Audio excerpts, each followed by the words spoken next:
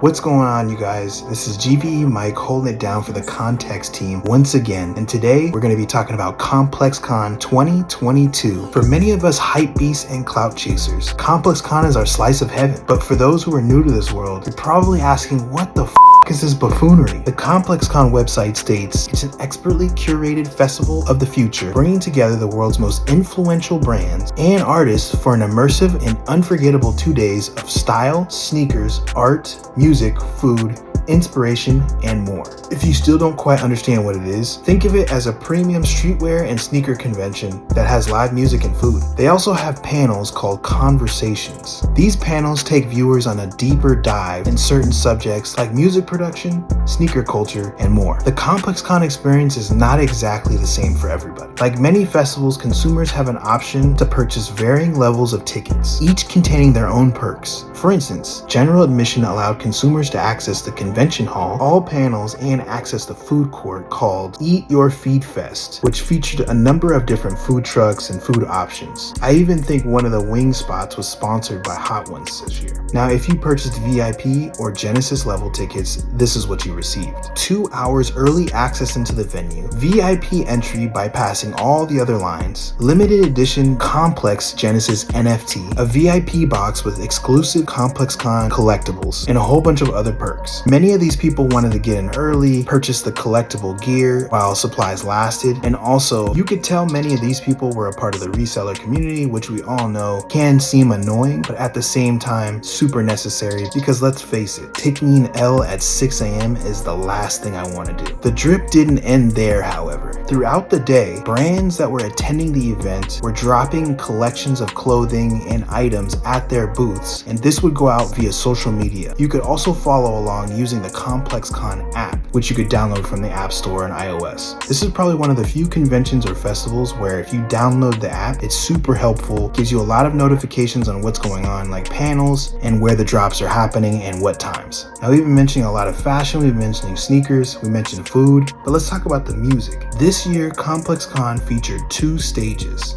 One stage located on the show floor called the Pigeons and Planes stage. This was a smaller stage that anybody in the event can walk by and check out. The second stage, or the main stage, is where the headliners would perform on Sunday night. Now, usually I go to Complexcon to network, meet up with friends, I might check out some gear here and there, but this year, I went really just to check out the brands and what they were doing. And shout out to Blair, super helpful, came out with me. We were able to divide and conquer, check out multiple areas of Complexcon. I know he went to more panels than I did. I wasn't even able to get in the panels because I was walking around the show floor, but we got to link up later on, which you guys will see in this video, for lunch. Yeah, check out some more cool stuff. So usually at Complexcon, the lines are crazy. It seems like it takes forever to get into, but this year the line went super quick. I think we got in like 20 minutes or something crazy like that. So as soon as we got in, the first thing I noticed was Coinbase. They had a super dope layout called the Future Market. This included a retro video game arcade cabinet by the company Poly Arcade. They actually allowed you to play a video game that they had featured there, and if you got a high score, they would serve every consumer a QR code, which would allow you to scan the code and buy exclusive items. Future Market also included an AI influencer named Ima. Yeah, like Lil Michaela. But in this situation, Ima revealed a Clone X NFT. You were able to see Ima in different outfits, almost like a GTA character. They also had a few physical goods that you could purchase while you were there. Overall, Future Market was a standout booth to me. This was because if you wanted to learn about NFTs or create digital art, you were able to go to this booth and attend multiple panels that they held all day long, who were hosted by NFT creators and digital art professionals. Okay, so the second brand that stood out to me was Toyota. They had a couple locations this year. One seemed super random. There was a Toyota Supra that was just sitting in a walkway somewhere, but it was hand painted by an artist. I didn't quite see who the artist was, but I thought that the art on the car was amazing, and I'm also a huge car guy, so anything cars, I'm always going to stop, take a look, and appreciate what they've done with it. Now, their main activation included Toyota's community program called Need a Nudge. This program is all about working with nudge-worthy creators to give them platforms like Complexcon and tools like Toyota's Creator Studio to help them take their content to the next level. This year, Toyota selected Dominique Renee, Brownstone, and Crenshaw Skate Club. Each of them hosted creative workshops on jewelry making, screen printing, and fashion fabrication. I really liked what Toyota was doing here. I personally would like to have learned more about these creators, but maybe I came to the booth late and missed any panels or interviews by influencers. Alright, so the third brand that impressed me, Joshua Videz. He actually had a couple activations popping off this year. One with Gillette, which he designed the booth in his famous black and white hand-drawn style. In this booth, you're able to get a haircut, which I think is amazing for everybody who showed up last minute to Complexcon, and you were able to walk away with a Gillette grooming bag. The big takeaway here was just how Gillette allowed Joshua to customize their booth. This made the booth stand out so much more. It popped. It looked amazing. Now his main activation was with BMW. Both BMW and Joshua teamed up to redesign a 1987 E33 series, Grail for sure, as well as a limited clothing collection. I was able to circle the car, take a look at it. They wouldn't allow me to actually get into the car, so that was upsetting. You know, again, me being the car guy, but it's all good. I still got to check it up close and the art was amazing. I also missed out on the clothing. I really wanted to get a couple items, but hey, when Joshua and BMW team up, you know it's gonna sell out fast. Fourth brand that impressed me was New Balance. I absolutely loved how they made their booth feel like a basketball gym. There was a bunch of vintage trophies, basketball gear. You could even sit and chill out with your friends on some bleachers. Now they also had a clothing collection and they had some shoes that you could purchase, but overall it was a really cool environment. I just love what they did here by fusing basketball culture and fashion. Okay, last but not least, Patron. Patron teamed up with Hit Boy to present the Mixed and Mastered Conversation. This panel featured Hit Boy and the host was none other than Speedy Mormon. They cover a number of subjects, some of the stories behind his biggest hits, and how he overcame struggles even after achieving success. Hit Boy also stopped by Patron's booth. Event goers could get refreshments, hang out, and chat. It was right next to the Pigeons and Planes stage, so it was great. You can listen to music. Overall, I really love what Patron did. Speaking of panels,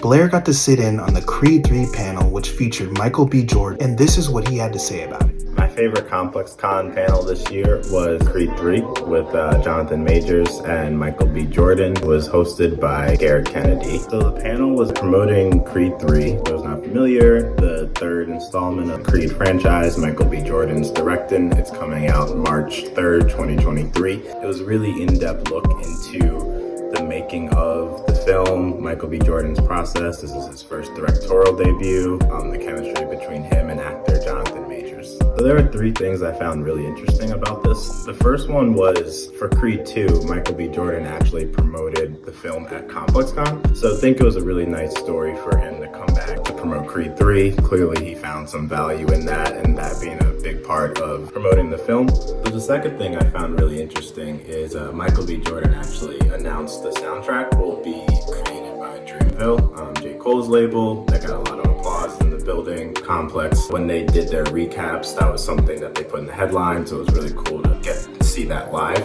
Third thing was really interesting was it was really like a really sincere conversation between Jonathan Majors and Michael B. Jordan on just being black actors in Hollywood. They have similar career trajectories, have been in massive franchises. So that was really cool to see. Blair, appreciate you, my bro. You know he got those fire notes. Alright, so you got to hear about our experience at Complexcon, but I want to critique a couple things. I did feel like the show floor was really light this year. It just didn't feel as busy as it did in 2017, 2018.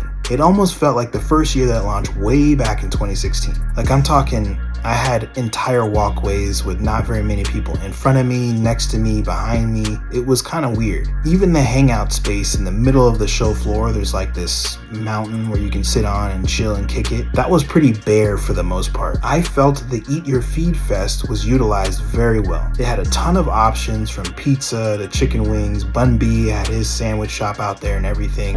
Another satisfied customer.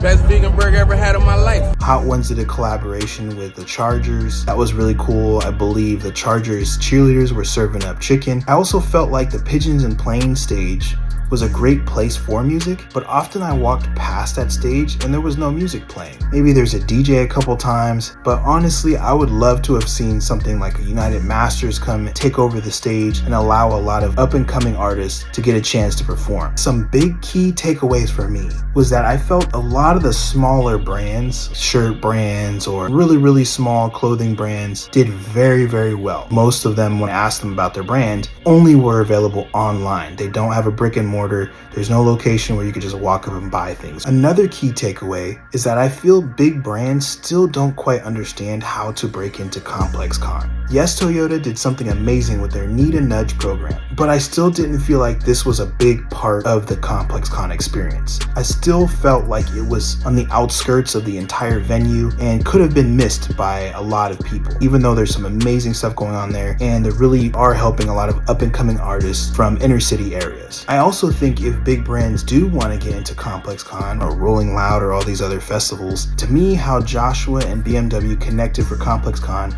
is how brands should connect with other creators. This is going to open so many more doors for younger creators from all different walks of life. And it's also going to show that these brands understanding the culture that's happening and the things that are changing within the culture of fashion, art, streetwear, shoes, and things like that. So you knew this was coming. We gotta send a huge shout out to Joel. Without him, we would not be attending this event this year. Really appreciate you and looking forward to doing more things like this. Again, Joel, appreciate you, man. Anyways, guys, appreciate you for watching. Make sure to like the video, comment what you thought, and I'll see y'all later.